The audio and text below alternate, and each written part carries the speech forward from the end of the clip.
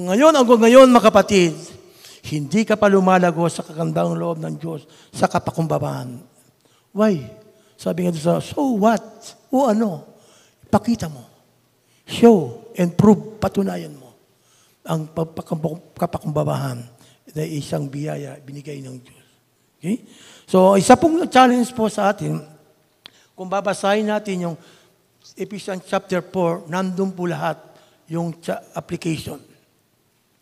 Magbago ng biis. Magbago tayo ng diwa.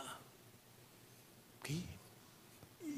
Ang ating masali, yung di baling magalit, huwag kang magkasala. Kung babasahin mo yung chapter 4, verse 23 hanggang 31, nandoon po.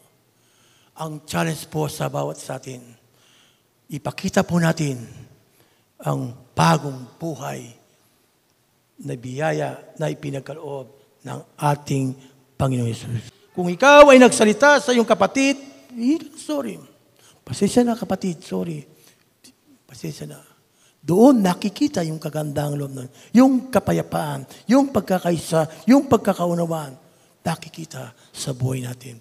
Sabi dito, Christ is the source of our new life, sapagkat si Kristo ang pinagmulan ng ating bagong buhay.